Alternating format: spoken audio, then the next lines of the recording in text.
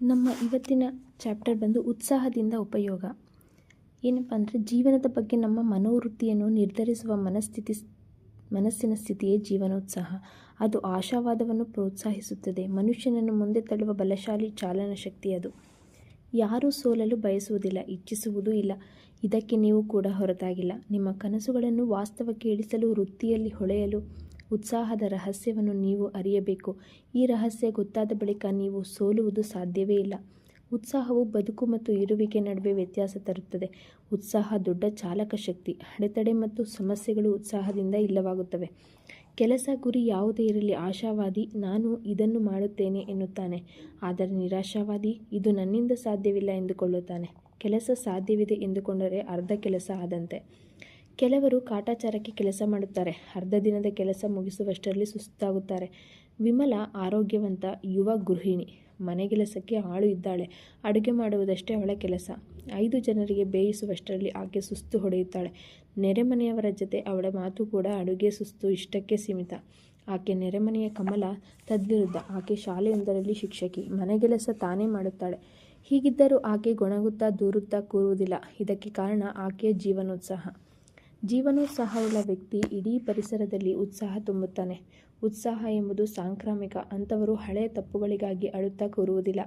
ಅವಮಾನ, ನಿರಾಶೆಗಳಿಂದ ಉತ್ಸಾಹಕ್ಕೆ ಭಂಗ ಬರುತ್ತದೆ. ಜೀವನದಲ್ಲಿ ಇದೆಲ್ಲ ಸಹಜ. ಅವನ್ನು ಗಂಭೀರವಾಗಿ ಪರಿಗಣಿಸಬಾರದು.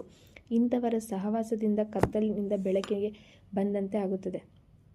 ಸಾಧಿಸಲು ಒಂದು ಗುರಿ ಇಲ್ಲದ ಜೀವನೋತ್ಸಾಹಕ್ಕೆ ಅರ್ಥವಿಲ್ಲ. ಬಳಕೆಯಾಗದ ಉತ್ಸಾಹ ಹಗಲುಗನಸಿಗೆ ದಾರಿ ಮಾಡಿಕೊಡುತ್ತದೆ. ಕ್ರಿಯೆಯಿಂದ ಹೊರತಾದ ಚಿಂತನೆಯಿಂದ ಯಾವುದೇ ಉಪಯೋಗ ಇಲ್ಲ. ಇದು ಮೈಗಳ್ಳುತನಕ್ಕೆ ದಾರಿ ಮಾಡಿಕೊಡುತ್ತದೆ. ಹೀಗಾಗಿ ಗುರಿಯೊಂದು ಇರಬೇಕು. ಅದನ್ನು ಮುಟ್ಟಲು ಕೆಲಸ ಮಾಡಬೇಕು. ನೆನಪಿರಲಿ, ಉತ್ಸಾಹಿಗಳು ಮಂತ್ರವಾದಿಗಳಲ್ಲ. ಅವರ ಕೈಯಲ್ಲಿನ ಮಂತ್ರದಂಡ ಎಲ್ಲ ಕೆಲಸ ಮಾಡಿಕೊಡುವುದಿಲ್ಲ.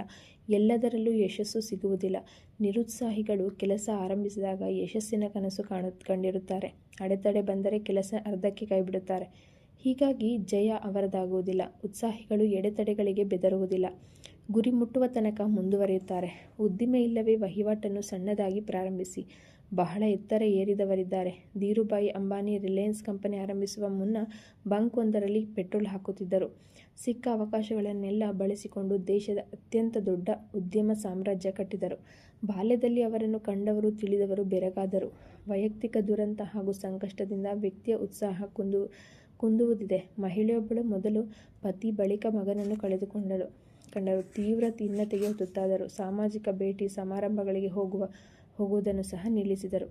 ಯಾವ ಶೋಕವೂ ನಿರಂತರವಲ್ಲ. ಕೆಲ ಕಾಲದ ಬಳಿಕ ಪವಾಡವೋ ಎಂಬಂತೆ ಆಕೆ ಕಟ್ಟಿಕೊಂಡಿದ್ದ ಕೋಶವನ್ನು ಒಡೆದು ಹೊರಬಂದರು. ಮೆಚ್ಚಿಕೊಂಡ ವ್ಯಕ್ತಿಯನ್ನು ಮದುವೆಯಾದರು. ಮಕ್ಕಳು ಮೊಮ್ಮಕ್ಕಳು ಆದವು.